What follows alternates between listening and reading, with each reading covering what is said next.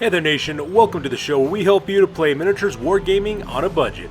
It is I, Commander CheapSkate, and we're back with our third episode of Tales from the Tackle Zone. This is a series of Blood Bowl battle reports, and this is battle report number 3 that is fought between Dark Lord Mac of the Skavenblight Scramblers versus my team, the Gouged Eye of the Orcs. So we're throwing it down on game number 3 of our little miniature Blood Bowl League season that we're running for this battle report series, and we're about halfway through the regular season before we get to the championship game. So this being said, ladies and gentlemen, we're going to play some background music real quick. If you want to see exactly what each of the teams is bringing for this one, go ahead and pause and take a look at your own leisure. So with that being said, let's get this game on a roll.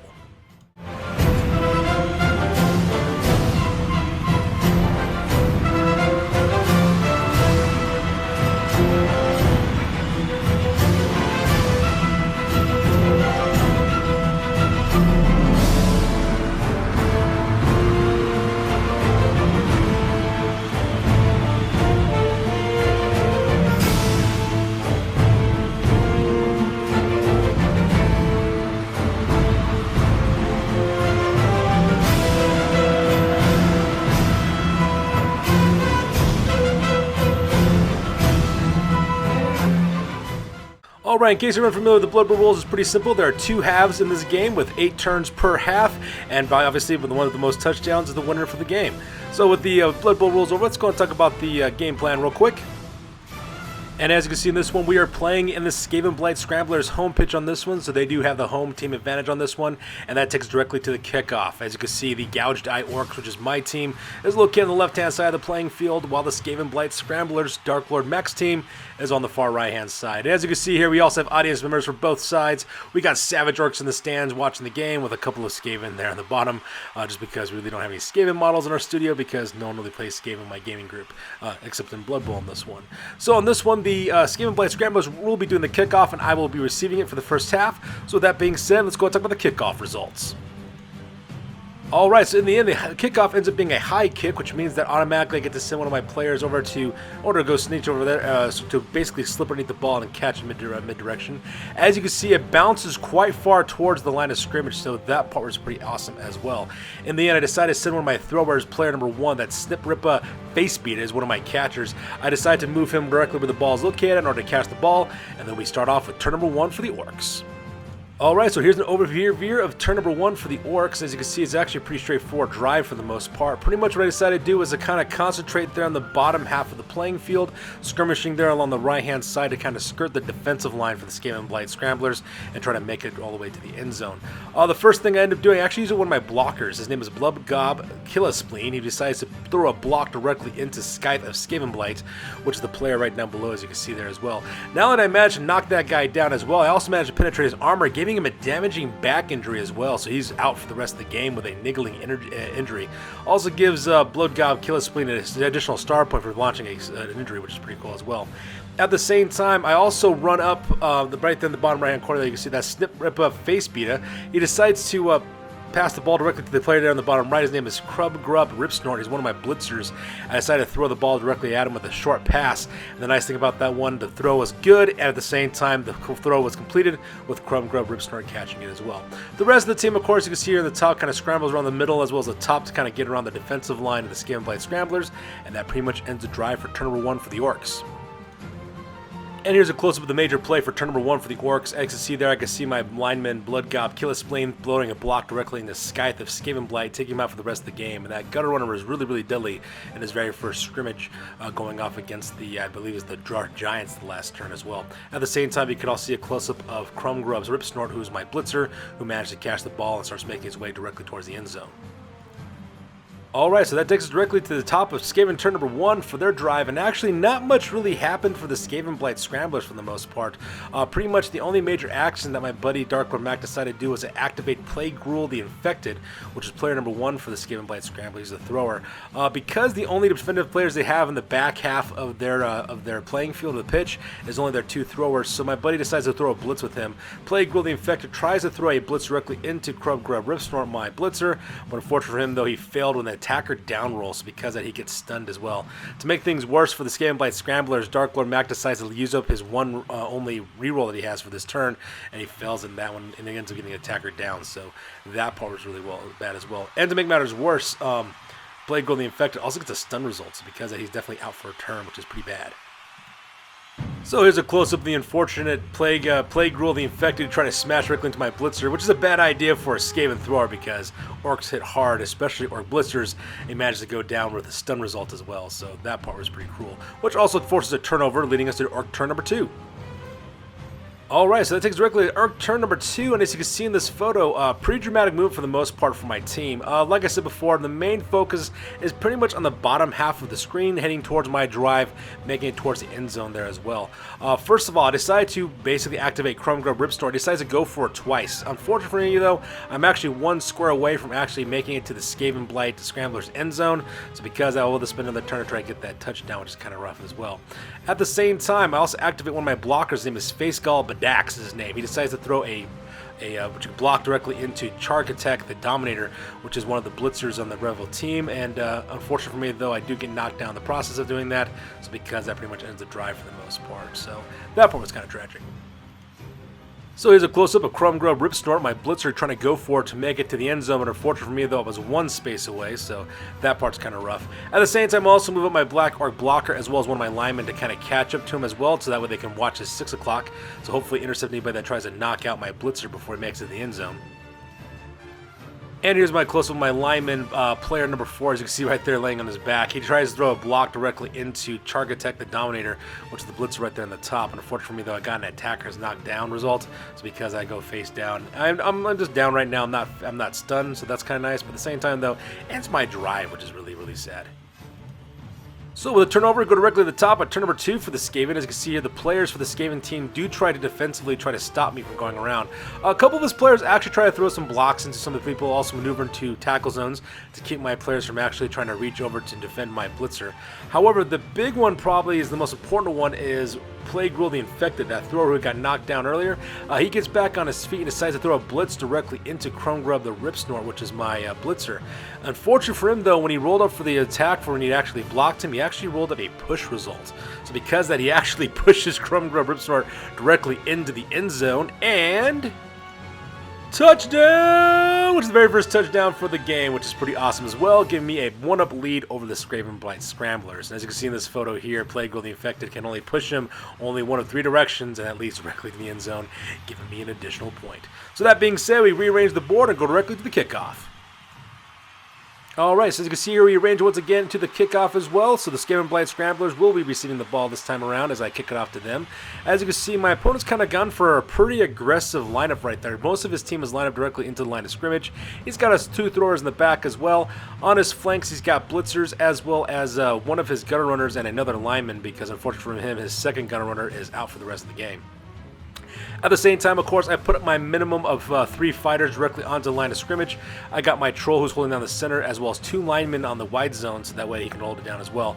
The rest of my blockers, as well as my linemen, they kind of have like a screen pattern defense in the back there to try to intercept any Skavenblight Scramblers or try to slip through as well. And of course, the very back, I got my throwers, just in case the ball might end up in my end zone, in my half of the pitch, and then I can throw it back directly and try to score another touchdown if I'm able to. So with the lineup over with, go directly to the kickoff result. And once again, the kickoff in this one ends up being a blitz, so we're going to tell on this one. And basically what ends up happening is that the rival team pretty much has a free turn in order to maneuver their players around any way they wish. Of course, they could also throw blitzes if they want to as well. If a player, however, is inside of an opponent's tackle zone, they can't take any action. So for the most part, though, what my opponent decided to do, which is kind of rearrange the forces that he could, and at the same time try to make some moves. So with that being said, the next picture is going to actually show what the blitzing action did for the Skavenblight Scramblers. And as you can see, for the most part, most of his players are already in the line of scrimmage for the most part, so because that, not many of them could actually take that additional action because they're within the tackle zones of a lot of my Gouged Eye players. So because that, the only thing I was able to do is actually have one of his blitzers, one of his linemen, scoot around to the bottom there, the bottom wide zone there, making his way towards my half of the pitch. At the same time, he also sends one of his gutter runners there at the top. I think this guy's name is Taxiad is his name. He actually scoops around from the top of the wide zone, heading down towards the main line of area, right there in the top of the screen. The most dramatic move that actually took place is his 2 throwers, who basically decide just to kind of move down the bottom there and start making their moves. Pretty much what ended up happening is that Plague Ghoul the Infected, which is player number 1 for the Skavenblight Scramblers, He's actually one of the throwers. He ends up picking up the ball as well and maneuvers down. At the same time, his second thrower, Monstak is his name, he actually scoots down to the bottom wide zone there, so that way he can kind of, either get a pass and then run, or whatever the situation is that my buddy Dark Lord Mac wants to do. And for the most dramatic part here, it ends up that Plague Rule the Infected, he actually runs up and picks up the ball, and he manages to get to position with that part. So with that being said, we go directly to Skaven turn number 3. And for the most part for Skaven turn number 3, as you can see here, most of the action really took place on the wide zone, especially in the bottom wide zone there, closest to the screen, as you can see there. Pretty much from there, what's happening is that Plague on the Affected basically moves up. Same thing with Monstak. Monstak makes it past the line of scrimmage, and he's about a third of the way through my half of the pitch, heading towards the end zone. At the same time, Plague Rule the Infected also catches up as well, basically does a really short pass directly into Monstak as well. So because of that, he catches the ball, earning both of them a star point for both of his players, one for delivering the throw and the other one for catching successfully, which is also pretty good as well. While that part is pretty cool, though, his blitzer, though, player number 4, Skaven player number 4, his name is Mage, he decides to try to throw a block directly into my player, Mac Dragon the Horrible, which is one of my linemen. Unfortunately for him, though, he rolled an attacker down results because that he gets knocked down for the most part and also ends the drive at the same time. So things are not looking very good for the Skavenblight Scramblers at this point. And as you can see, here's the bottom of the close of the bottom of the line of scrimmage for the most part, where most of the play is taking at. I forgot to mention too, player number 4, which is in the top there. Sorry, not player number 4, player number 9, which is Mordheim the Keeper, is one of his linemen. He actually throws a blitz directly into one of my players, which is actually my black orc blocker. There we go, if you can believe it. Actually manages to knock him down as well, opening that corridor for both Monstak as well as Plague Rule the Infected to kind of skirt around the bottom flank, heading directly to the end zone. Alright, so with that drive over, we go directly to Orcs turn number 3 with a turnover, and as you can see in this photo, I actually got a pretty good run on this one. I decided to start scooting my defenders from the main line of scrimmage, start pulling back with my screen of defenders that were behind the line of scrimmage directly to intercept the bottom team down the bottom there. Basically, probably the most important of the drives actually was a blitz that was thrown by Mac Dragon the Horrible. He ends up throwing a blitz directly into Monstak, resulting in a defender down result, so that part was pretty cool as well. To make things matter worse, though, however, I decided to one of my linemen as well, his name is Black Rockgant was his name. He decides to go in and try to catch the ball because the ball ended up kind of bouncing right next to him. Unfortunately for me, though, I do fail to grab the ball, which caused the ball to fumble, and because that took place, that pretty much causes a turnover. So you can see in the bottom of the screen, this ends up pretty much ended up being a turnover for the most part. Player number 11, he was the one who actually caused the blat. That's Mac Dragon the Horrible. Managed to put the blitz directly onto Monstak. Actually managed to push him back a square as well and fumbled the ball. Unfortunately, the other player there on the bottom, that's Black Rogat, he does try to grab the ball, but it bounces. Every one of the situations at the top of the screen against player number 9, that's one of my blitzers. He actually made a push against that player and kind of shoved him down, which was kind of nice. Alright, so that takes us directly to Skaven turn number 4 on this one, and as you can see, once again, most of the action is taking place there in the bottom of the screen for the most part. Pretty much what ends up happening is that Mordheim the Keeper, was actually one of the linemen for the Skavenblight Scrambler, managed to cause a successful push against Mac Dragon the Horrible, which actually opens up a window for Monstak. So Monstak the thrower, he does get back on his feet, he does move again to try to pick up the ball, but unfortunately for him, though, he stumbles the ball again, so the ball goes bouncing up to the square right above him, and that pretty much ends the drive with a turnover, so that part was kind of sad. And here's a close-up of that wonderful play with player number 9 for the Skaven, Mordheim the Keeper. He was actually the one who actually pushed Mac Dragon the Horrible back a space, which allowed that corridor to open up for Monstak. Unfortunately, though, Dark Lord Mac was unable to exploit that opportunity because he fumbled the ball when he tried to pick it up. And as you can see there, and landed the space right next to the thrower, resulting in a turnover. So that takes directly to Orc turn number 4, which is probably one of the shortest turns in the game. I decided to activate Black Rogant, who's actually one of my linemen. He decided to throw a block directly into player number 9 of the Skavenblight Scramblers, and Mordheim the Keeper, and unfortunately it resulted in a knockdown result. Once again, ending a drive and a turnover very, very quickly. So here's a close-up at the end of Orc turn number 3, where basically, turn number 4, where I actually tried to throw a block and actually ended up with both attackers down, and that was absolutely middling if you see that happen. So that results in Skaven turn number 5, and this is the photos taken after the drive, and for the most part, Monstak decides to go for it and manages to pick up the ball at the same time, getting a beautiful pickup and runs his full distance down to the end zone. He actually decides to go for it once, and Touchdown! Which results in the very first touchdown for the Skavenblight Scramblers. So right now, both teams are 1-1, currently tied in the first half of this game between the Skavenblight Scrambler and the Gouged Eye. So now that the touchdown is made, Plague Rule the Infected does earn himself a star point in the process of doing so. We rearrange our players and prepare for the kickoff. So the kickoff goes off directly towards the Gouged Eye. It bounces all the way to the left-hand side, almost making it out of bounds for the most part. But in the end, though, I ended up getting a 3 on this one, means that a riot breaks down, which means both teams lose a turn, which is pretty critical for both of us since both of us are currently tied. So that part kind of sucks as the referees try to settle down the audience. Alright, so that takes directly to Arc turn number 7, and most of the action takes place then the top of the screen for the most part, in the top wide zone there for the most part. Pretty much, if you want to know what basically ended up happening, the major effect that took place, I sent my throwers up to the top of the wide zone so that way they can grab that ball and start making their way directly towards the end zone. I only got 2 turns in order to try and make a touchdown in the first half. What ended up happening for the most part is that Uzek the Loon, which is play number 7 for my team, he's a thrower, he managed to successfully pick up the ball as well. And unfortunately for me, though, I decided not to throw it because I'm just too far away, so I decided to move up my game a little bit along the wide zone. I do decide to try to go across the top there along the wide zone, so I activate one of my other linemen, Gutlock Crush Helm.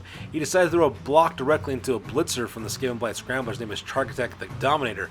Unfortunately for me, though, I ended up with a both are down results because that both of them go crashing down, and also ends a turnover for me. So here's a close-up of Uzek the Loon, who managed to pick up the ball, which is really great for me, but unfortunately my drive was pretty cut short on this one. And here's a close-up of my lineman, Gutlock Crush Helm, blocking Charkatek the Dominator, and both of them getting a down result as well. So that part was really, really sad. And once again, resulting in a turnover. So that takes directly to Skavenblight turn number 7 on this one, so the Skaven get to go next, and for the most part what ends up happening is that my opponent decides to activate his Gutter Runner Toxiad.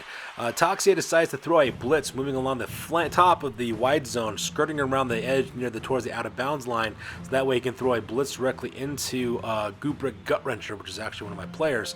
Unfortunate for him, though, he ended up getting an attacker down result, and that pretty much ended the drive for turn number 7 for the Skavenblight Scramblers. So because we both know that we won't be able to make the drive for the second half of the game, before the second half, both of us decided to take a knee.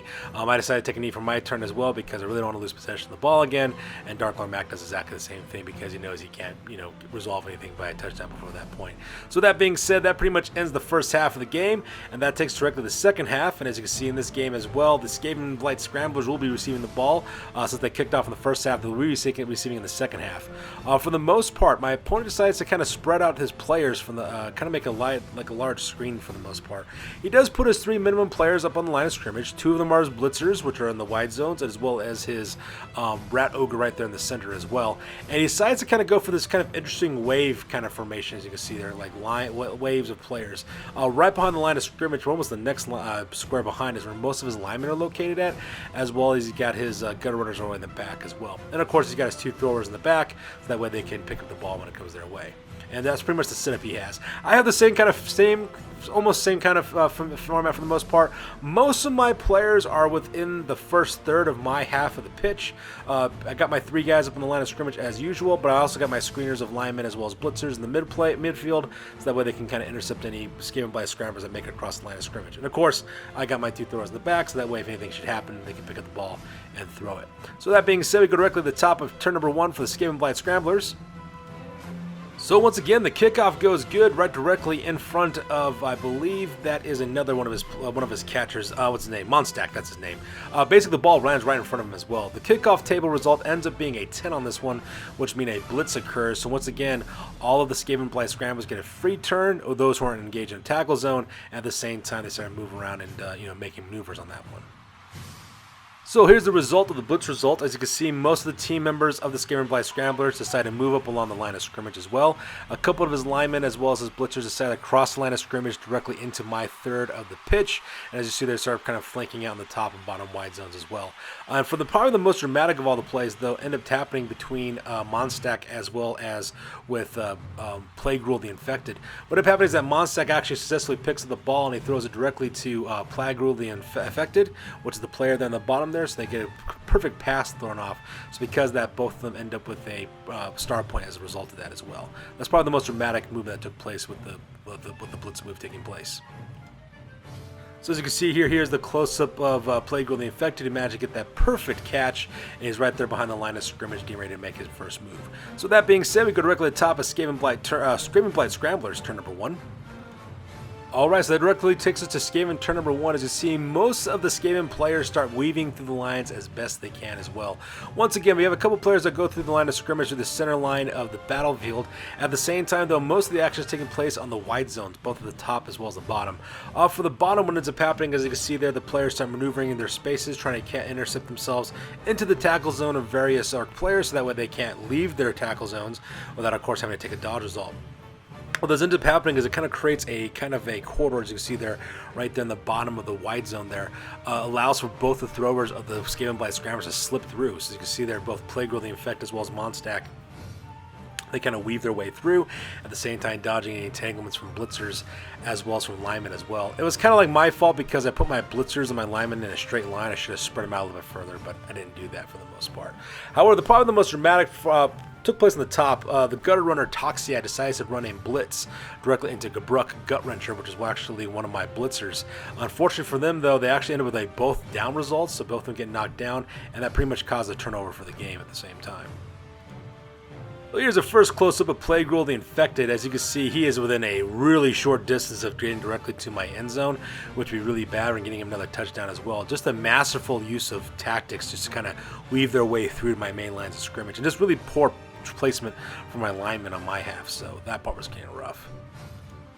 And at the same time, here's a close-up of Toxiad, who decides to throw a blitz directly into Gabruk Gut-Wrencher, and both those guys are currently down for this drive. So that being said, that takes us directly to the top of Orcs turn number 1. So that takes us directly to Orcs turn number 1. As you can see, for the most part, any player that was not engaged on the line of scrimmage, for the most part, they start pulling away from the line of scrimmage, start making their way down south directly to the bottom end zone in order to intercept Plague World the Infected for the most part, just trying to catch him as much distance as I possibly can. I do manage to push, cause some pushes as well as some blocks in the wide zone there, so my blitzer managed to take out his lineman. At the same time, my lineman managed to push his blitzer to the back, which is pretty cool for the most part as well. As you see, most of my guys just kind of break away and start making their way directly towards my opponents. Basically what I try to do is, of course, take Face Skull Badax as his name. He tries to try to throw a block directly into Chartadek the Dominator, which is one of his blitzers there on the top of the screen. Unfortunately for me, though, I do get an attacker's knockdown result, so because of that, pretty much ends my turn. And here's a close-up of Face Skull Badax, one of my linemen, trying to throw a block directly into Chartadek the Dominator, which is one of the blitzers for the Skavenblight Scramblers. It did not work out well for me. So because of that, pretty much ends turn number 1 for the Orcs. Alright, so that takes us directly to Skaven turn number 2, and for the most part, as you can probably imagine, the Skavenblight Scramblers actually pretty much make the drive for the most part. He decides to activate Plague World the Infect, who decides to do a dodge directly out of one of my throwers, which is thrower number 7. Actually manages to make that dodge roll, and of course he makes it all the way to the end zone, and touchdown number 2 for the Skavenblight Scramblers. So currently the Skavenblight Scramblers are now leading the game 2-1, and things are not looking very good right now for the Gouged Eye. The Skavenblight Scramblers are outplaying me with their passing game as well as their running game, so that part is pretty rough. So with that being said, we reorganize our teams and go directly to the kickoff. So here's our lineup for both of our teams for the kickoff. Once again, as you can see, I got pretty much half my players right there in the main line as well. Most of my players are lined up in the line of scrimmage, mainly my linemen as well as my troll for the most part. I keep my blitzers as well as my black orc blocker in the back, as well as one additional lineman as well, so that way I could also play defensively to make sure that none of the Skavenblight Scramblers move through the line of scrimmage and directly into my throwers. And as always, of course, my throwers are in the back in order to catch the ball. So with the kick-up set up, we go directly to the kickoff and the results of that. And once again, we got a weather change on that one. And once again, we got a nice change again to the weather. So we were starting off with nice weather for the first half of the game, and it ends up being nice again. So because of that, the ball decides to bounce one more time as well for the most part. We're giving it an extra fumble. And landing right there, just a space before the last, directly into my end zone, which would have been really nice for me if I had managed to get a touchback. I would able to get to any one of my players and play on, but, you know, fate is not with me in this case. So that takes directly to Orc turn number 2, and as for you see here, it was just really, really bad. I decided to throw a block, was the very first thing I decided to do. I activate Macdragon the Orrible, throws a block directly into Chartadek, the Dominator, which is a blitzer, and as you can see there, attacker is knocked down. which is just pretty much as, you know, up to par at this point. How does an orc get knocked down by a Skaven? I will not ever know, but, you know, that's what it is, and also results in a turnover as well, which is pretty rough. And as you can see here, here's a close-up of Macdragon the Orbital getting knocked down by Chargatek the Dominator, which is one of the blitzers from the Skavenblight Scramblers, which is pretty rough. And to make things worse, he had assistance on that one as well. And before you ask, yes, I did use one of my rerolls in order to try to do that, but it just did not work out well for me. I mean, this is Blood Bowl, baby. You can plan for the best, but expect the worst. And that takes directly to Skavenblight turn number 3 on this one. As you can see here, for most of the Skavenblight Scramblers, those who were engaged for the most part, they do maneuver their way down the playing field directly to the bottom end zone, wide zone as well. Looks like they're trying to kind of exploit my lines and try to slip through my defenses and get to the ball and hopefully get another touchdown for themselves as well. A couple blocks were thrown as well to kind of knock some of my players over. As you can see in the top half of my screen, I have a lot of players who are just kind of down for the most part as well. Which actually brings us to player number 4, Amumage of the Skavenblight Scramblers. He throws a block directly into Face Galbadox for my alignment, and it ends up being a knockdown result for both players, which pretty much ends the drive for the Skavenblight Scramblers. And here's a close-up of that play with Amumage, who's actually one of the blitzers from the Skavenblight Scramblers, throwing a block into alignment number 4 from the Orcs, which is Face Galbadox. Both those guys do get up with a down result, so because of that, not much really happens in that play. And it also forces a turnover as well. So with that, it goes directly to play number 3 for the Orcs on this one, so turn number 3 on this one, which is pretty cool. For the most part, probably the most dramatic of all the plays that took place for the most part occurred right in the backfield for the most part. First thing I do is I send down player number 7, which is Uzdek the Loon, which is one of my throwers. He actually moves down to the ball, successfully picks up the ball, and then he throws it down to the midway point directly to where Snip Rippa Face Beater, which is my second thrower, is located at. End up getting the sure hands result using that skill in order to catch that pass. I then maneuvered him with his maximum movement allowance I could to the very top of the wide zone there on the top, as you can see there. The reason why I go to directly the top is because most of the Skavenblight Scramblers are located on the bottom. I have a lot of Orc players there on the top as well. And so because I can run some interference while my thrower tries to make it to the end zone. Hopefully what I can do is hopefully slip through with my thrower and then pass it off to one of my blitzers, so that way they can drive to the end zone, because my blitzers are really good for that. But at this point, though, I'll take whatever I can, so that part was kind of cool. And most of my players, of course, just move in the position for the most part, and that pretty much ended the turn because I had a pretty successful turn. No real reason to cause an early turnover. And like I said before, the most dramatic play was Snip Rippa Face Beat in my thrower number 1, managed to catch that ball and winding it all the way up to the top wide zone, which is kind of nice as well. I do have to worry about that Skaven player there on the top that I do have to worry about, but you know, at the same time, he's in the tackles on my blitzer, so hopefully my blitzer can do something about that.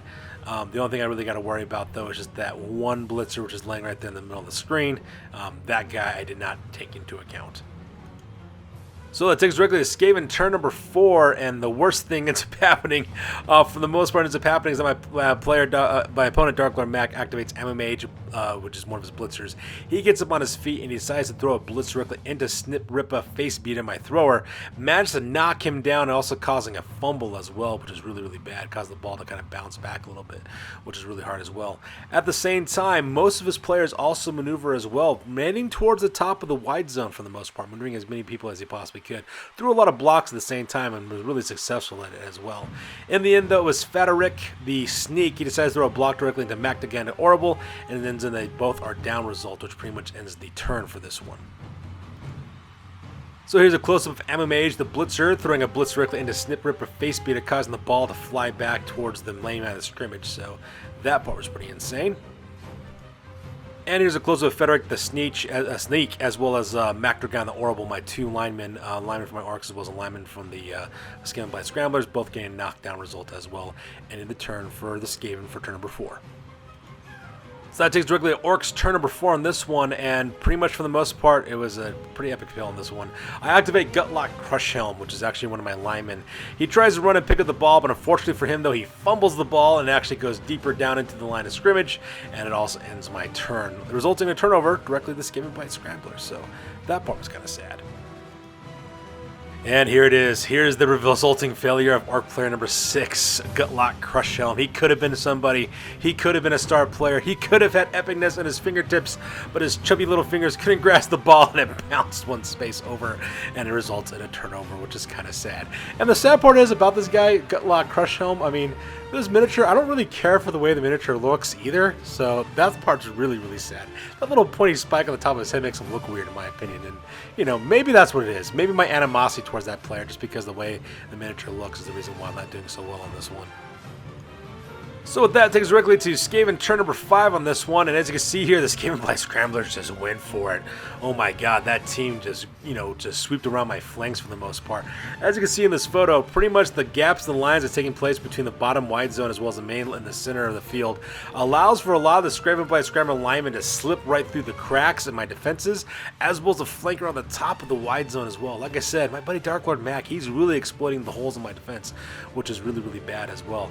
At the same time, one of his players, Corpenrod is his name, he actually managed to go for the ball and pick it up, and he decides to go for it. Not only does he go for it once, he actually goes for it twice and actually makes it. He's in a really good distance directly to the back of the field.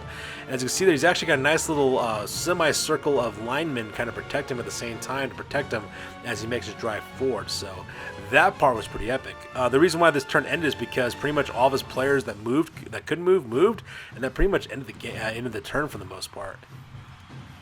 So there's a close-up of that beautiful pocket drive, the running the ball right directly to the front. At the top there, that's Corpenrod's one of the linemen that has the ball.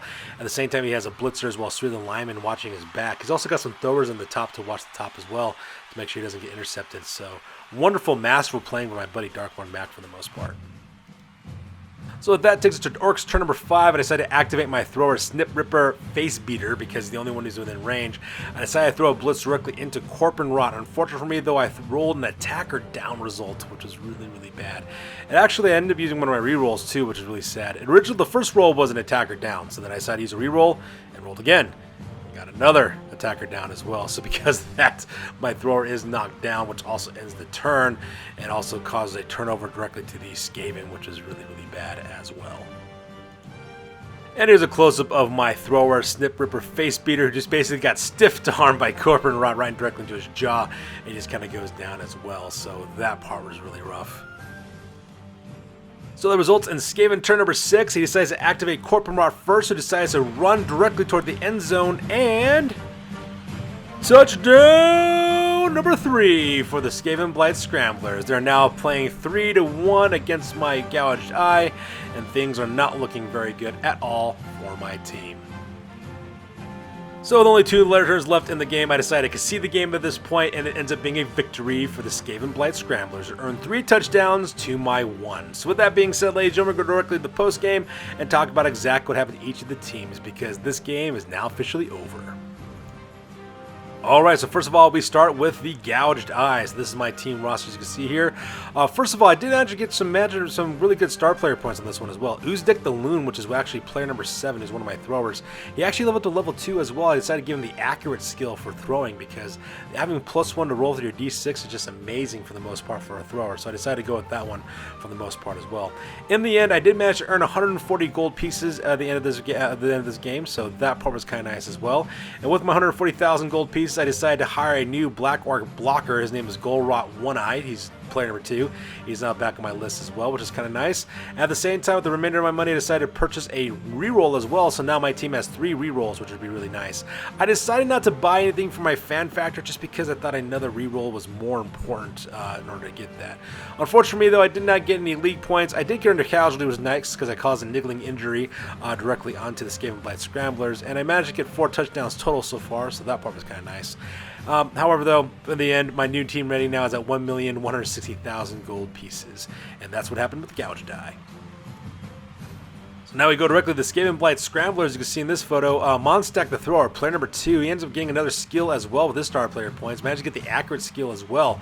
After Darklord Max saw exactly what that skill could do when I got it from my player, he decided to do exactly the same thing with his because +1 on the d6 roll for throwing. That's just amazing. It doesn't matter who you are.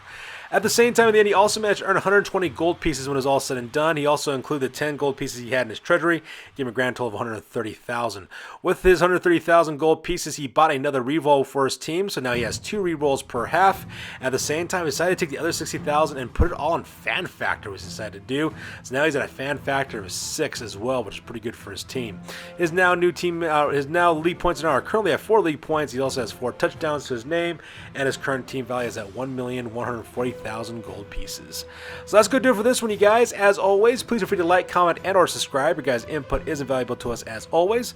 Also check us out on Facebook, Instagram, as well as blogger.com for all the latest greatest hobby news related to this channel. That's going to do it for this one, you guys. We'll catch you guys in the next one. Peace out and stay classy.